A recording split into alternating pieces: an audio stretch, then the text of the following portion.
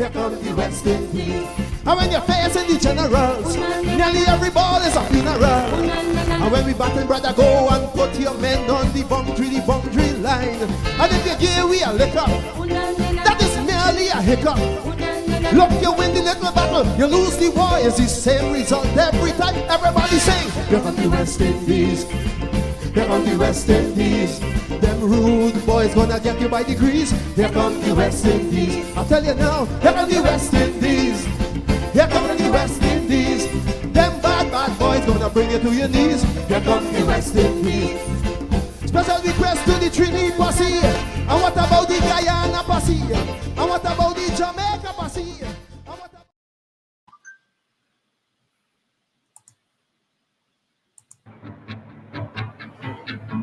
It's the summer of 1984, and as the West Indies take to the field against England, under captain Clive Lloyd, a new world order in cricket is about to be confirmed. England's batsmen face a fearsome, fast bowling attack. Cricket, lovely cricket. Dear me. This is how I saw it. England has tried their best, but West Indies has won the test. Good ball. Getting out of bed, you know you're going to face Holding, Garner, Marshall. You thought, well, where do you hide? Oh, he's gone, caught behind. Gower goes straight after T. And Garner. Matching the ferocity of their bowlers is the awesome batting power of Vivian Richards. But what you got here is power. Magnificent hit. There it is, 100 for Vivian Richards and a beautiful stroke with which to bring it up. This was more than just a series of test matches for the West Indies. Those involved knew that a special kind of pride was at stake in what they did on the pitch. They want the West Indies team to win every match they play so that they can walk around feeling proud to be West Indians and go to their workplaces and walk in there feeling as if they are somebody and they mean something. For West Indians, cricket has been part of a struggle to escape a history disfigured by racial conflict and the legacy of empire. When politicians have failed them, they have turned to their cricket team for a sense of nationhood.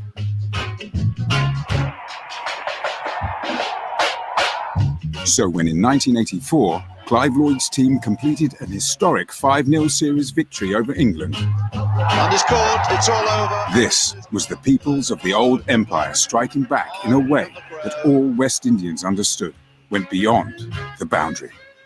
It didn't begin with Viv Richards. This thing is a long story. There's no shortcut. There's much more to West Indies cricket than just hitting a cricket ball. I suspect Marshall has 7 wickets. A superb exhibition. And Sobers welcomes him with typical aggression. Leslie Hall, the world's fouls one down against England's And what a triumph for the West Indies and their fast ball.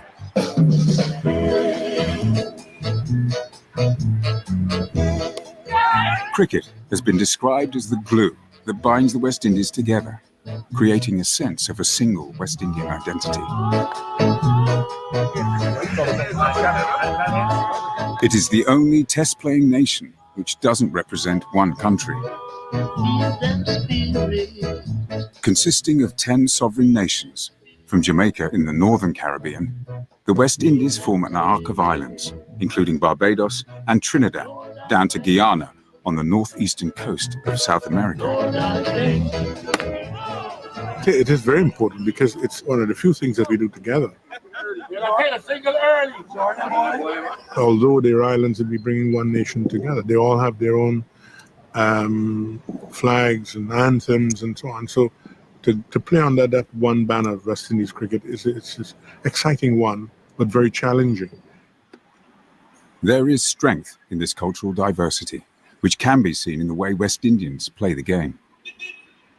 If you start at the top of the archipelago, Jamaicans bring and Antiguans bring an aggression and a huge confident talent. As you go around, you come to Barbados and you find graft and concentration. The proper Bajan will never get himself out when the score is 25 for 4. Now a Trinidadian will hit that ball for 6. He'll either be out huge or be a huge success. Anywhere, anytime. But when cricket first arrived in the Caribbean in the 18th century, black West Indians were excluded from the sport.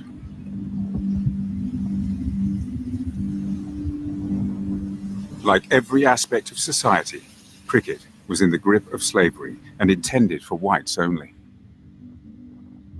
Black people would not have been allowed to play. However, they had a role peripherally. They would be sent to retrieve the ball from the ubiquitous cane fields. There were cane fields everywhere. The physical strength needed to work in the cane fields meant the slaves developed a more athletic physique than their white masters, and they identified returning the cricket ball as their one chance to demonstrate this power. They would have imposed this on themselves, as trying to throw the ball back as far as possible and as accurately as possible back to the wicketkeeper or fielder, something of the sort. As the game developed, they were called in to bowl to the white batsmen. And this now became a big challenge. That here at last, I've got a license to bowl to Massa, the man who owns me. This is one arena where I could now confront him not just as an equal, but probably even as somebody superior. After slavery was abolished in 1834, black West Indians began to be called to play alongside whites, who needed them to make up a playing 11. By the turn of the 20th century, black and white were playing together. And in 1906, one of the first West Indian teams to visit England included black players. But the racial stereotypes which divided West Indian society also dictated the roles played on the cricket field. The tradition of West Indies cricket spoke in terms of a division of labor on the game of play along lines of race and class. Batsmanship was seen as the art of the white player. The fast bowlers were seen almost as if they were laborers, and the young black men would be the fast bowlers and the outfielders, and that was how the game was framed.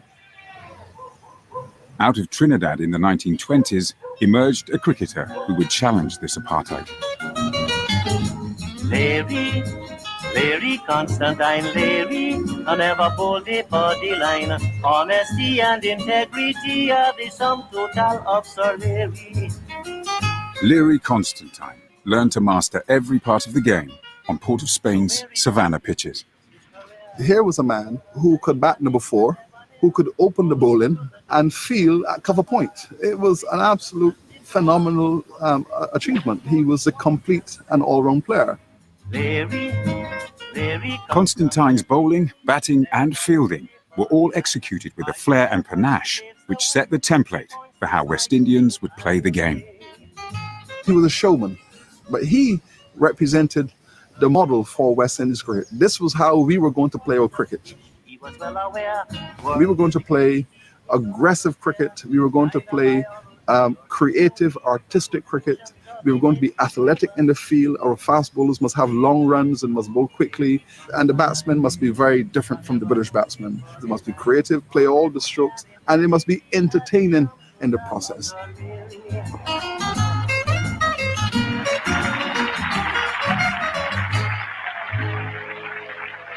Constantine was part of the West Indies team which travelled to England for their first Test match in 1928.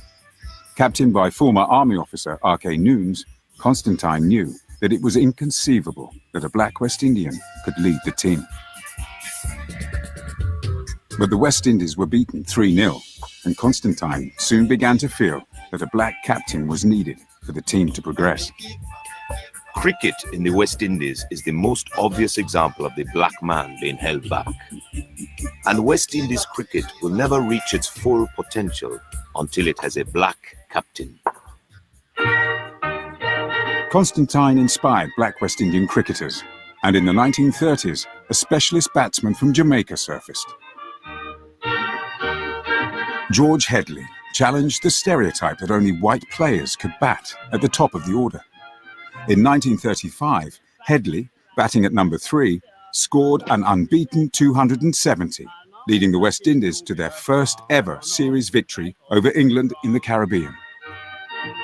He was a tremendous player, one who proved to West Indians that we do have players here who could really compare with any, and even the great Bradman, because everyone said Headley was the black Bradman. People here said no, Bradman was a white Headley, and so on. And of course, being a black Jamaican from a humble background, that made him more of an icon because the masses could identify with him. Headley and Constantine were the first cricket heroes to black West Indians, and their achievements on... Well, hello, good evening, and welcome to West Indies Cricket 101.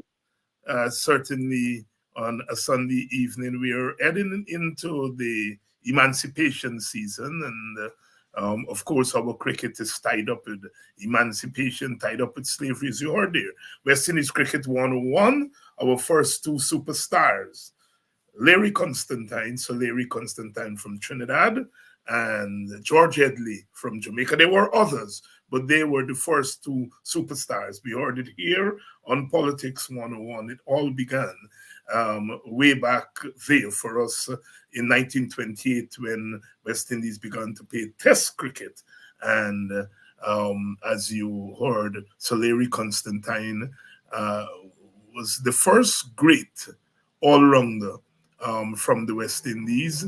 And as the moderator said there, set the tempo for how West Indians would play our cricket. West Indies cricket beyond the boundary, CLR James, who coined that term. James and Constantine were very great friends. In fact, Constantine, as we would say, sent for James. When CLR James, young, bright scholar from Trinidad, left to go to England in the 1930s. It was Constantine. We stayed with Constantine. He helped to write Constantine's biography, and the rest is history. James himself played the game, but Constantine was far superior. And then, of course, the Atlas, as they called him, George Headley, from Jamaica. They call him Mass George.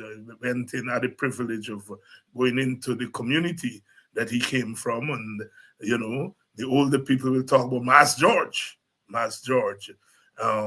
Of course, his son played for the West Indies in the 1973 series as a replacement player, Ron Headley.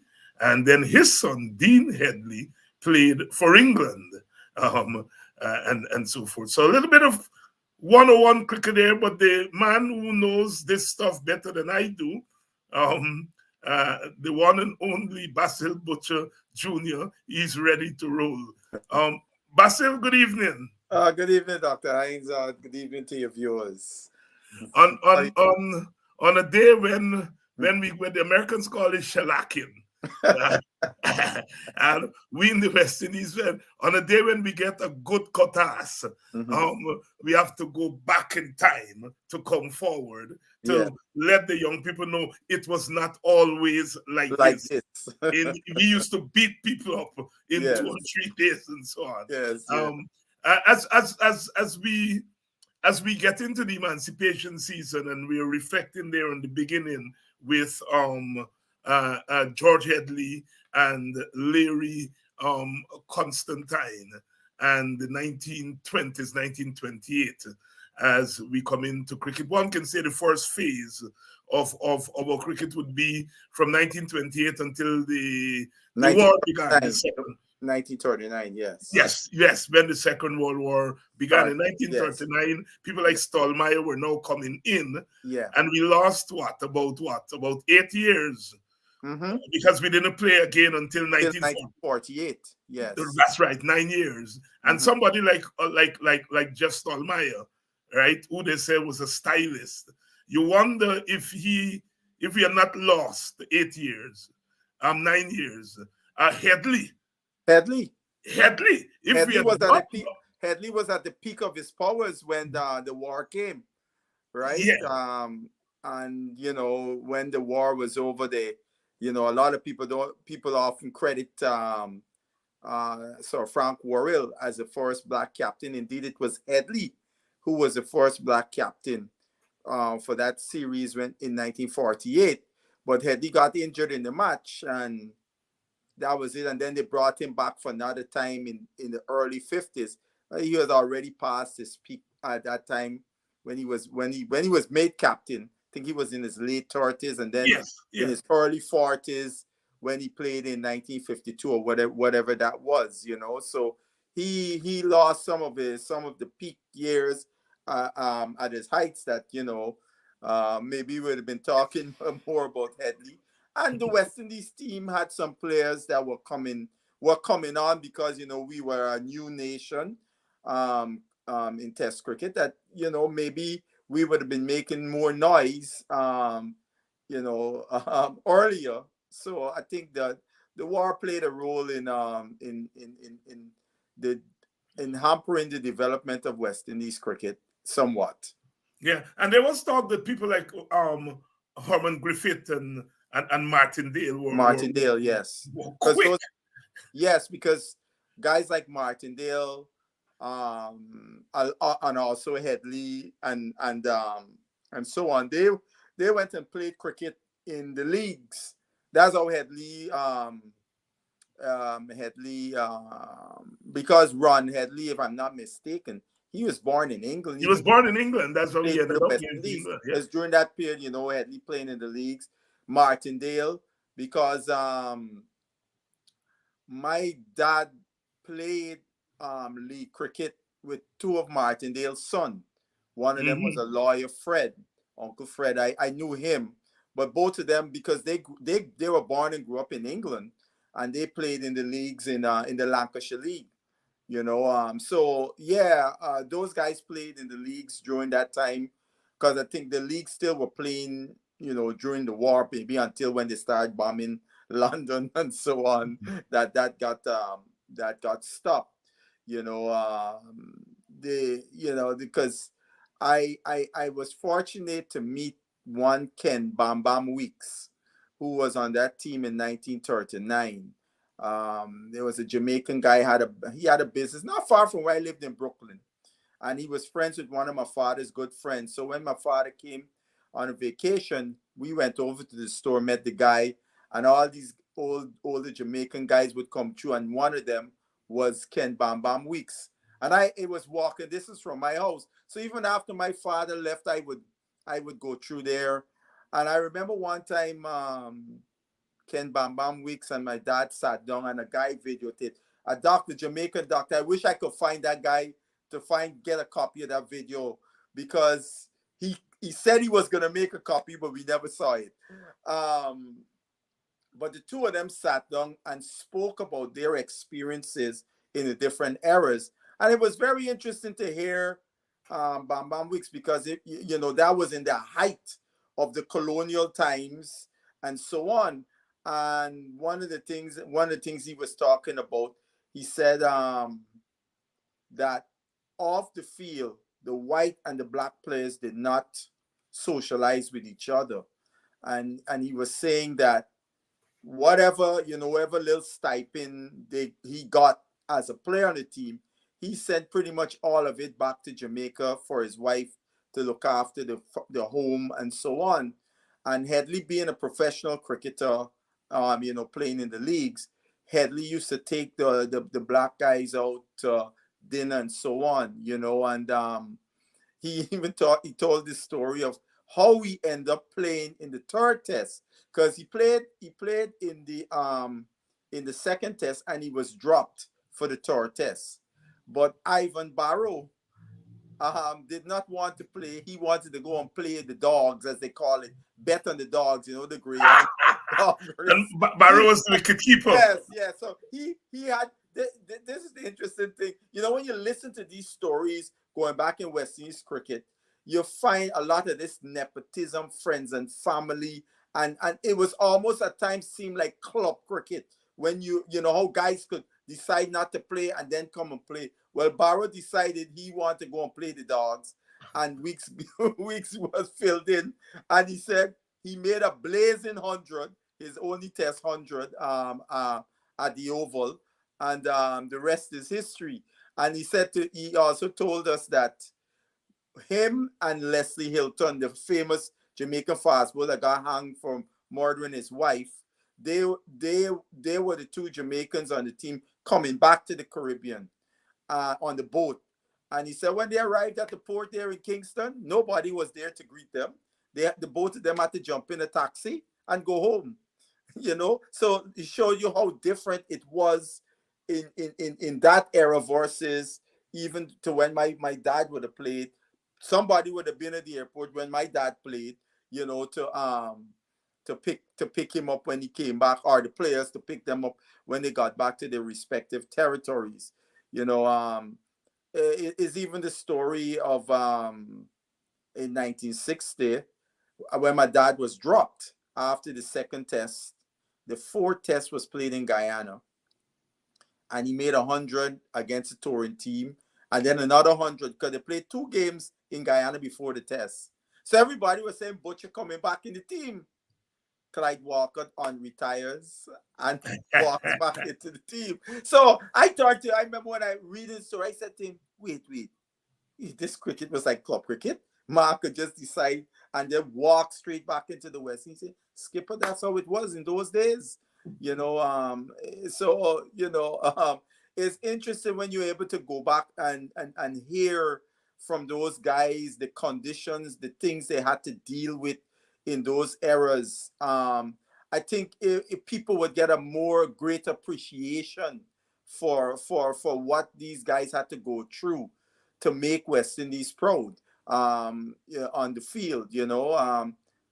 Frank Worrell was one of the first guys to not go on a tour because he felt what the money that was given was not up to par, his value, and he didn't go on a tour. You know, these are serious stepping stones. These are the things that people had to do, and today now guys getting the fruits of the labor, and most of them that are doing that today have no clue about these players. Have no clue. Warren's action and that by not going on that 48 tour. Yes. He was dubbed the cricket Bolshevik. Bolshevik after the revolutionaries in the Soviet Union. Yes. So serious that they took it because it was the first time that a black player was standing up and saying, "You're not paying me enough." Right. And I'm not touring. You see, and that's a very and Worrell. He could have been risking ever playing again for the West Indies because that's right. There you were a black man standing up in a colonial environment. You know what I mean? You got it. I'm sure the white people are saying this black so and so are you. They would use other words. He got some. You know, what they used to call them here in the United States, the uppity ends, you know? So he was probably seen in that light. But, you know, Worrell, you got to give Worrell a lot of credit for standing his ground and taking such a principled stand at a time when, you know, because a lot of times people take stands and they know there ain't going to be no real consequence. But he took a stand and it could have been he never would have played again for the West Indies. That's right. And by the time Worrell dies in 1967, he is the doyen of West Indies, the gentleman, the statesman. Oh yes,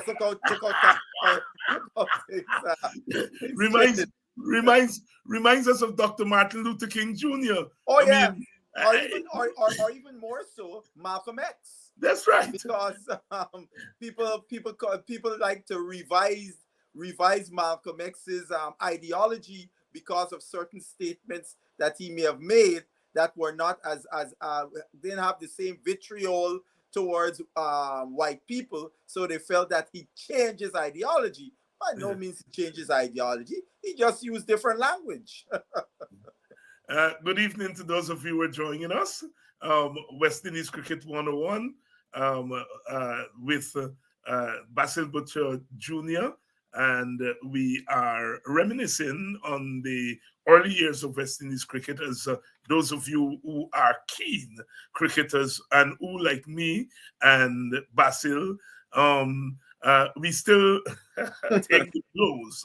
You know, I got up this morning Me too. promptly at 6 o'clock. Me too. I saw first ball. And turned that TV on and ready to roll, and sat there and really took it all in. But we go back in time in order to say, but we were not always like this. Oh yeah.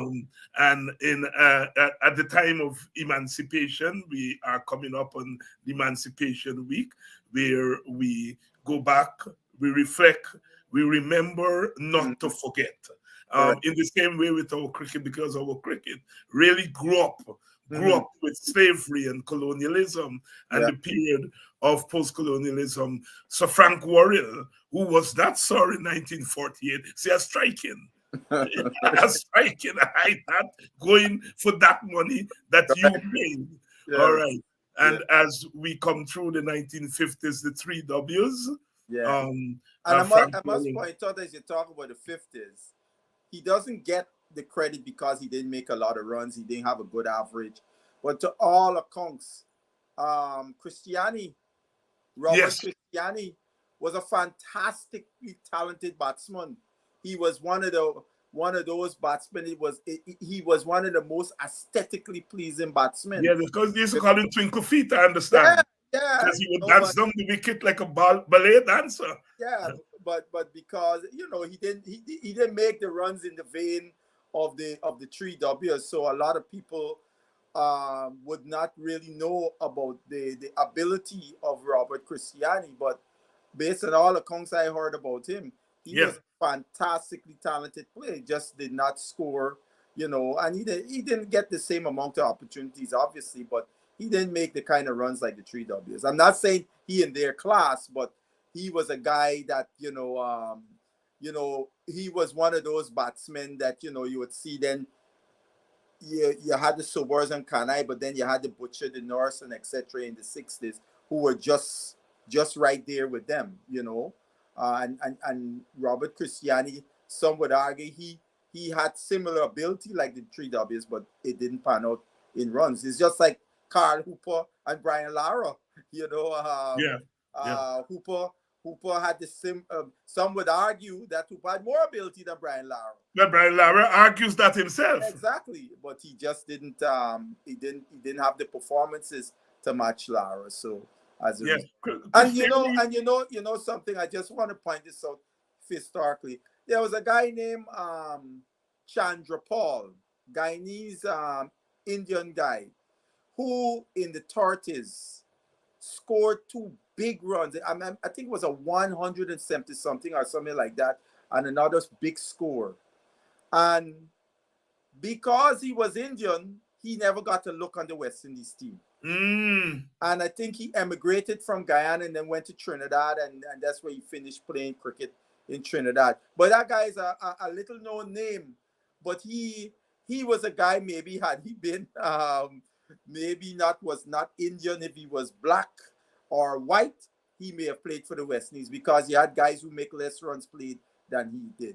And that's an aspect of the West Indian game that we often don't talk about. I mean, when Ramadin came into the team in 1950, he was the first East Indian to play for the West Indies. We often look at the black and white and don't look at that Indian dimension. Correct. Where the Indian West Indian players had a struggle to get into the team. Robert Christianity, from everything I hear from the old timers, he was in a class by himself. And I understand he had a brother, Cyril Christiani. And from the accounts I heard about him as a wicketkeeper, it was fantastic. Here was a guy in the 30s standing up to pace bowlers, right? And he was a 6-footer plus. Because Christiani all them some tall guys. He was a 6-footer, and you know.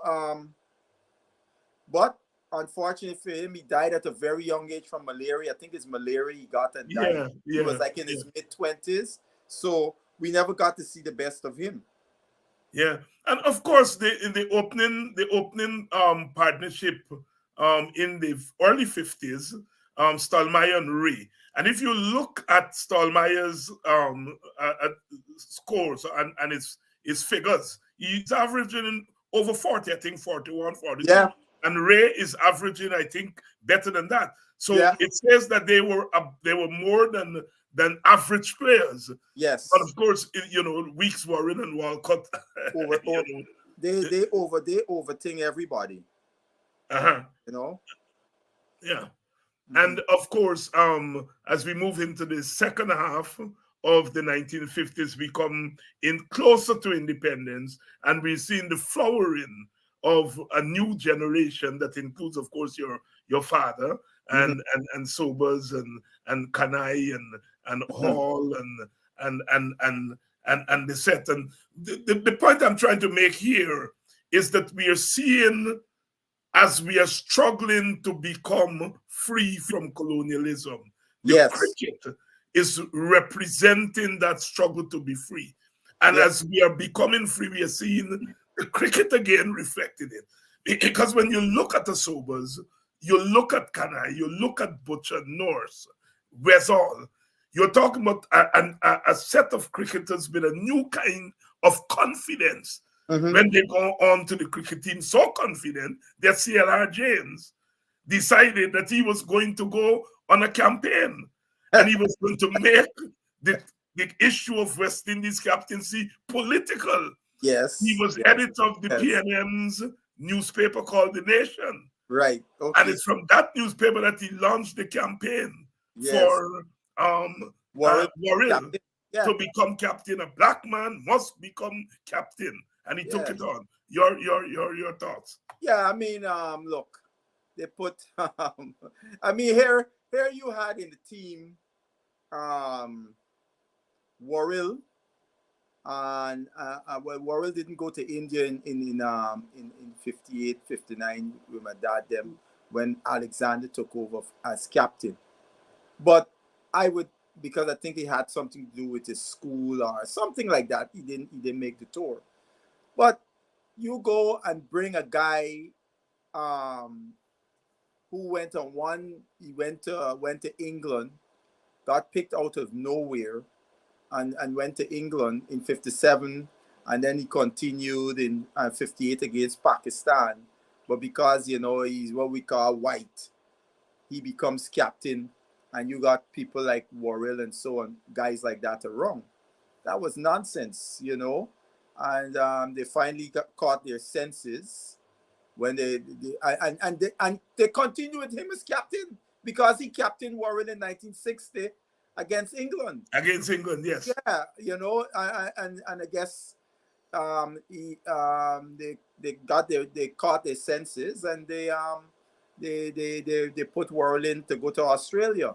You know, they probably realized. I guess that was part of CLR James can continue his campaign for Worrell to be captain, you know.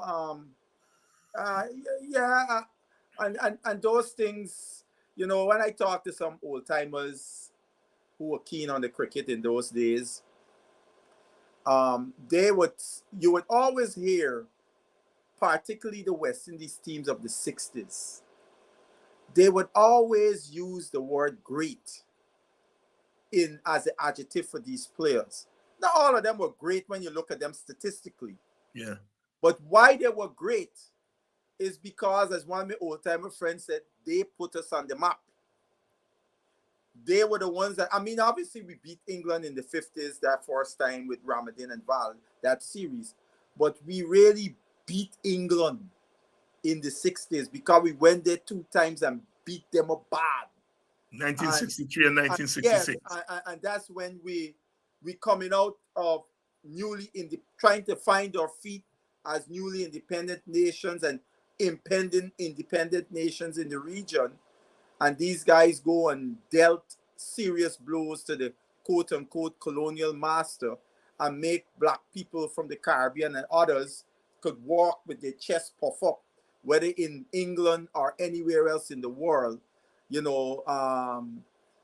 So you always would hear this reverence for those players. And I've said this, and I have no fear of contradiction, that in my mind, those guys, from a political, sociological perspective, the team of the Sixers is the greatest West Indies team ever because of the environment in which they came out of and what they achieved vis-a-vis nations who were colonized and becoming independent nations and going to beat the colonial master in their place more than one time is something that lifted the spirits of Caribbean people in a way it had never been lifted before in their history. Never lifted before. One of the persons in that team, Conrad Hunt. Yes. I had the pleasure of interviewing him. I saw that interview. Yeah. And then I had a long chat with him off the camera. Okay. And he felt Kanai was a superior batsman to Sobers. He felt strongly about that. The other thing, I heard Victor Benjamin say, your old man was the hardest man to get out. The first person I heard that from is Hunt, right? Yes. Hunt, and he put it this way. He said, when Butcher was at the other end, you could play more, take more chances. Right. You could play more shots because you were sure that he was not going to give it away. Yes. So when I heard Benji with it, I had heard Hunt. And I tried to get from Hunt. Mm-hmm. And I'm asking you this because I want to know if your father ever told you. Mm-hmm. Because Hunt was vice captain to Worrell. Yes. And so was, and I tried to talk to Hunt about it. And that was a sore point with him. Yes, he kept putting me off. What your father told you about that? No, what happened there is Worrell that go and recommended Sobers to be captain. That's why Sobers got the captaincy over Hunt, despite Hunt being Worrell's vice captain. It was Worrell that recommended Sobers. So you know, Worrell's words, reputation is word. Serious weight. God, just to give you an example of Worrell, the stature of Worrell. When Roy Gilchrist, yes, he hit his wife with the iron, you know, when in England there, you know, so he get charged. He end up serving time, and at the sentencing, 3 people spoke on his behalf. The then Premier of Barbados, Grantley Adams, the then Premier of Jamaica, Norman Manley, and Frank Worrell.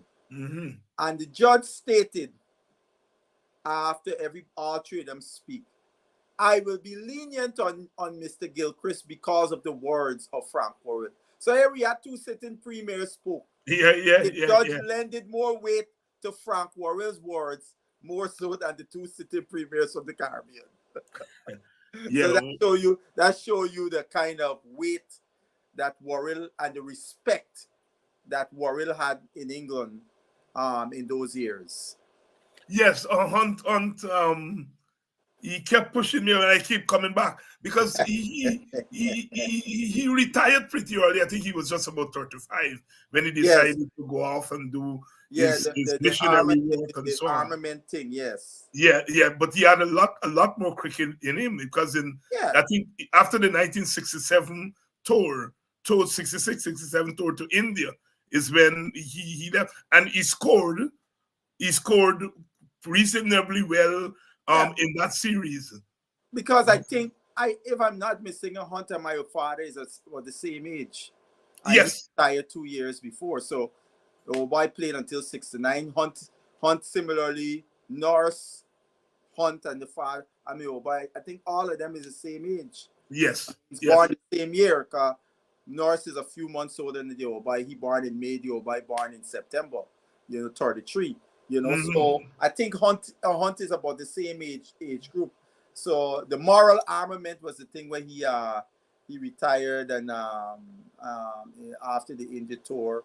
But I think they did not get the captaincy would have played a role, because I know I don't see him retiring and being the West Indies captain, because you know prestigious that was position that was. Right. You know, I don't know if it has the same prestige today, because the West Indies captain in those times and even coming on to Clive Lloyd was on the same par with the Prime Minister in the Caribbean. Yes. You know, but I don't think it has the same prestige today as it used to. So, Mr. Butcher, Mm. we folded in 3 days. Yes. A session or two more than the first test. Talk to me. Talk to me. Here, look. We again, West Indies competed up to when we had them 54 for 5. For 5. They chasing 282. We had them 54 for 5. At that point, we were ahead of the game, right? Because if we really bowl well and so on, we could bowl them out under 282. And then, as I warned some of my friends, you still got Root, the guy, Stokes was there. Guy, Stokes, and the keeper boy. Yes, as well as Wokes. Wokes, yes. And, well, we end up getting there two-century partnerships, right? And then Wokes had a good partnership also. Well, Wokes and the wicketkeeper had a century partnership. Yes, as well as the wicketkeeper and Root. Yes, yes. They had a centurion partnership. And that's what sank us, you know. And the wicketkeeper batted well with the other guys, and Wokes batted well with the other guy, you know, all the way through. Wokes get a half century.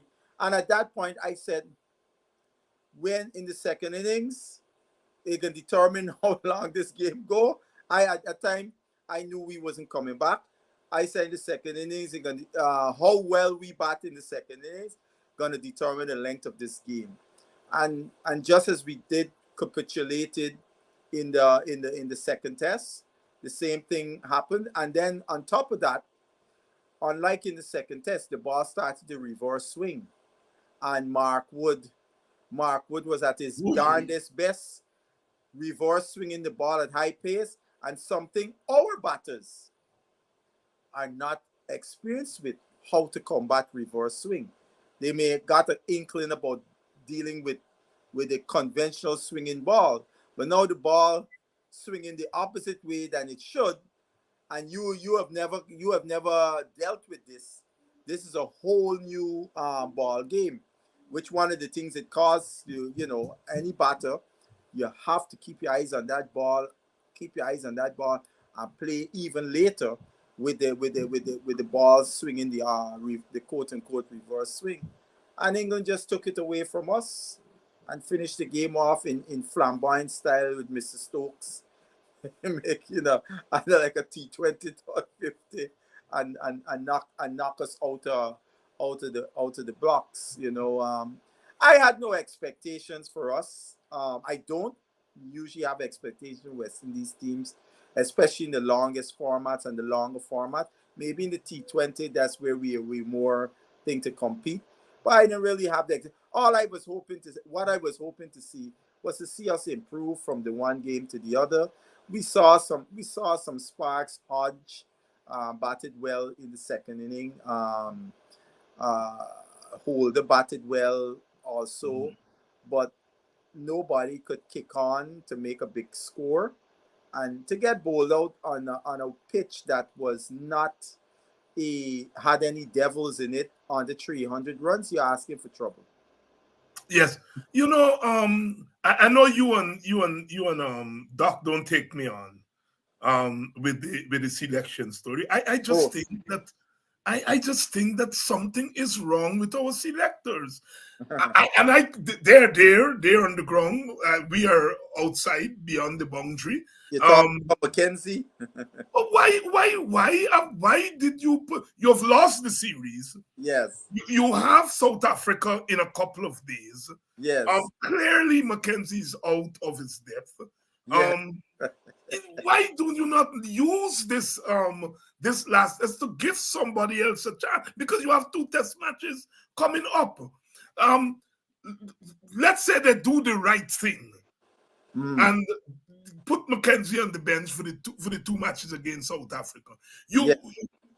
And the person that you are going to replace him with, that person could have used this test as a kind of preparation for South Africa, which could be an easier series for us. It's at home, etc., etc.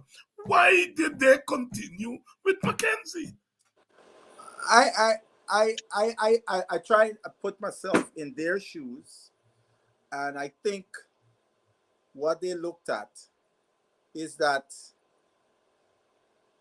let's give this guy another shot because they feel they picked this guy rather than playing one of the guys on the bench in England. Because you had 2 reserve batters, Imlach and McCaskey, right? And in their minds, they may feel that neither of them are better than Mackenzie. That's one. 2, if they pick one or the other of those guys, and they fail miserably, and then you come back home and you may drop him for the South Africa game, would that be fair for that player, right? I mean, all of those things could have been in the thought process. I'll tell you this, what I thought. I thought they would have let Mackenzie drop one down in the order because the guy is obviously struggling with confidence and so on. So you say, look, we'll give you more breathing room between the wicket falling and come down the order. Let Atenes go up the order. Atenes got confidence and so on and so forth. And see what happens if that would help. But to put him in the same place and expect something different. I think that was that didn't make too much sense to me at all. You know, it's the whole thing of, you know, you keep doing the same thing and expecting a different result. You know what that means, insanity, right? Yeah. Mackenzie did, and the thing about it, Mackenzie did on this series exactly what he did in our first class tournament playing for Jamaica. He just continued that futility that we saw in the first class season. And I think the selectors could have been a little more discerning in noting that in deciding whether to continue with Mackenzie 1 or continue with him batting at 3. Yeah. And with all due respect to the 80-yard that Atenes made, I think he was a failure this series also. He continues to struggle with the ball just outside the off stump. And it became glaring and glaring after each innings. I understand that the board has invested in these players. Yes. I get that. And when you invest in people, you have to give them a run. Correct. But you are losing. And when you're investing in people when you are losing and they are not doing well, the two go hand in hand. So I think you need to invest in players, but you need to have a group of players that you invested and rotate them to see what happens. That would be my policy. I would not leave Mackenzie out entirely. I think he should remain in the mix. I think Atenes should remain in the mix. But put other people in the mix. You are losing. So you want to rotate to see the best combination that would come good. And rather than stay with these, because in the end you're destroying them. Cricket has to do, like any sport, with confidence.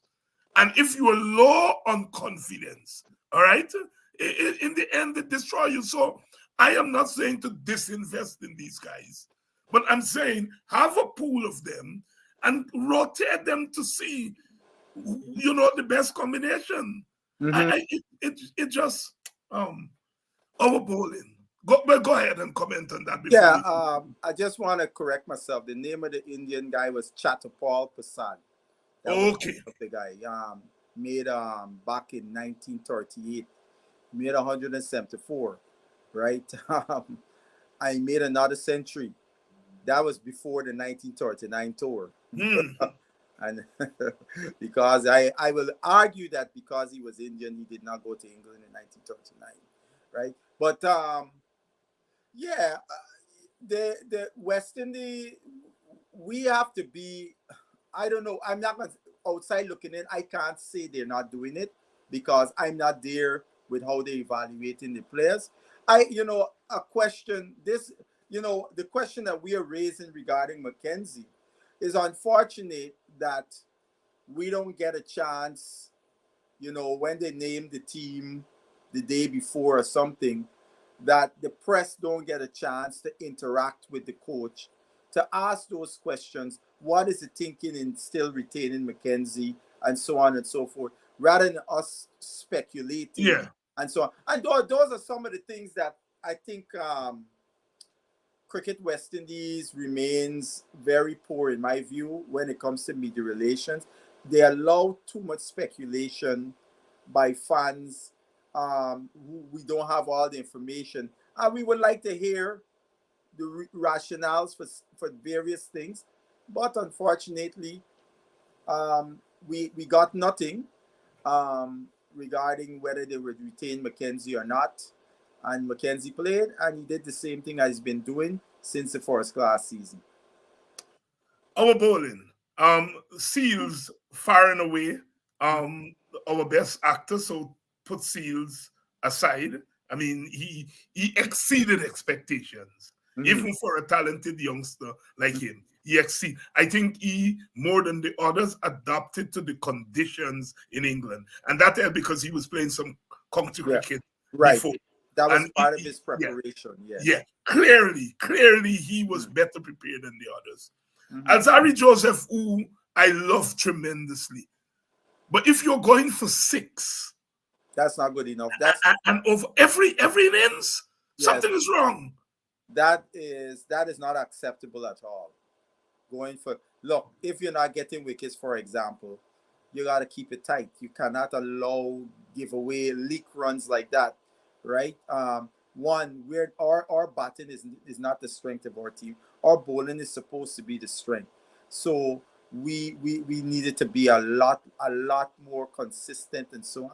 The captain spoke about it again at his post-match interview again, as he did at Trent Bridge, and West Indies. Look, we have not adjusted as a cricketing entity from bottom to up to the changed landscape of international cricket. One, all of our territorial boards, for example, still function similarly as when we was amateurs, going back to the colonial times. There's not much difference in the structure, right? That cannot be in this professional, high performance world of cricket we're in today. So, there are a couple of things. World cricket today, test cricket, when you go on tours, you do not get all of those games you used to have in bygone eras to get yourself acclimated to the place that you're playing in. So, how do you fill that vacuum and prepare your team? Now, for this tour, for example, is a double whammy. Why? Because we had a very, very inexperienced team going to probably the hardest place in the world for batters to thrive, which is England. Batters coming from overseas. And I would argue that the preparation was inadequate. We needed to be a little bit more creative. Not only if we could have gotten guys, most of those guys who were not in the T20 team, over to the UK in some form or fashion to play cricket in those conditions outside of the West Indies team. And then when we get there, and I think we should have gotten there earlier to acclimate guys more, because we always knew we were gonna be up against it in those conditions. In the best of times, teams have gone to England and struggled, right? I know you playing a one game and everybody inexperienced for the most part in England, and you're gonna hope to win a series. And same with the bowlers, because the bowlers gotta understand the lengths that they gotta bowl in England and so on to be successful. It's gonna be different than the lengths they bowl in Australia versus the lengths you bowl in the Caribbean. So you have to understand what lengths you need to bowl there, and understand too, you had to be very consistent. You got to be hitting those lengths over and over and over and over if you want to have a chance of beating England. And those are the things we were unable to do.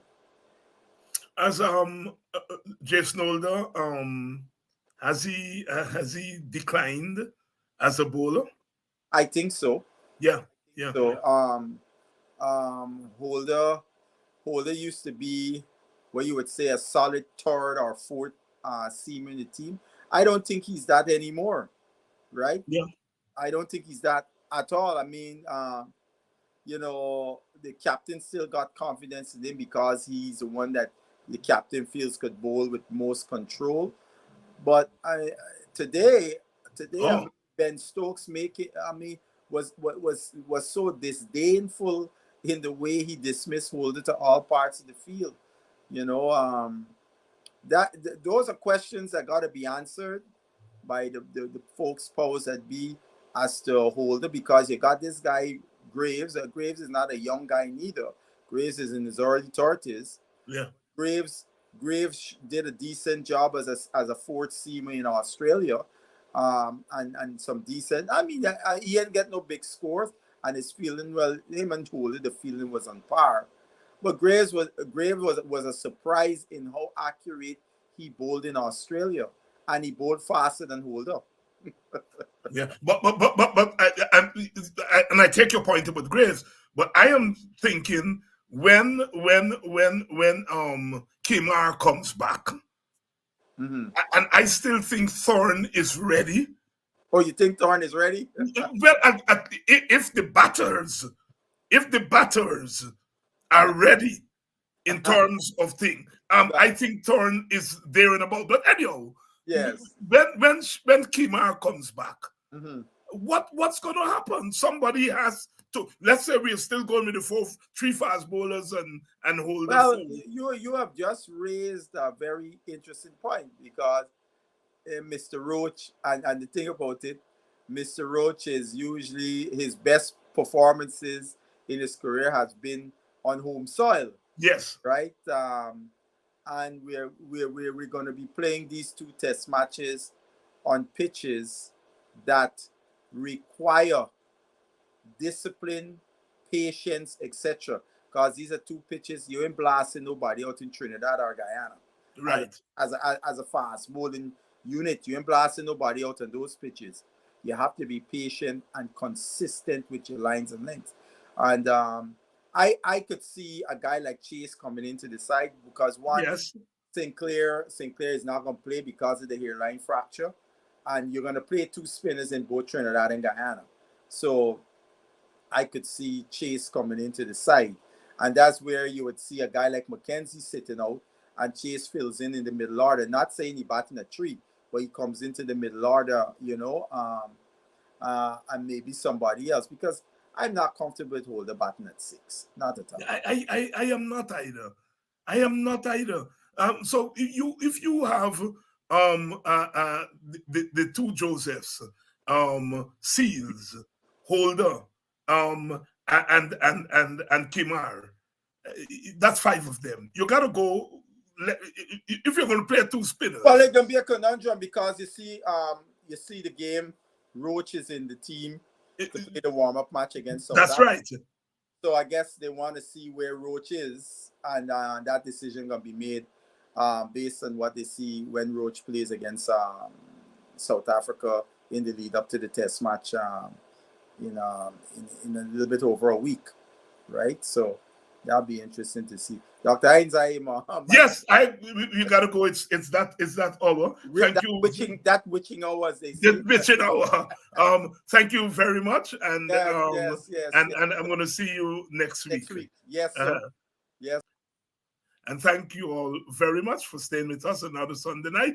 Our discussion on West Indies cricket. You know, we lost, but we have to keep on keeping on. We have to rally around the team. Because cricket is one of the few things that we have. I'm going to see you all next week.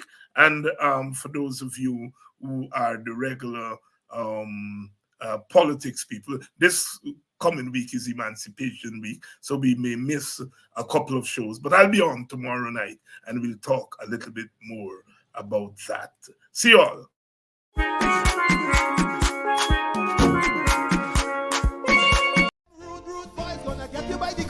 Here comes the West Indies. And when you're facing the generals, nearly every ball is a funeral. And when we batting, brother, go and put your men on the boundary line. And if you give we a liquor, that is merely a hiccup. Look, you win the little battle, you lose the war. It's the same result every time. Everybody sing. Here comes the West Indies. Here comes the West Indies. Them rude boys gonna get you by degrees. Here come the West Indies. I'll tell you now, here come the West Indies. Here come the West Indies.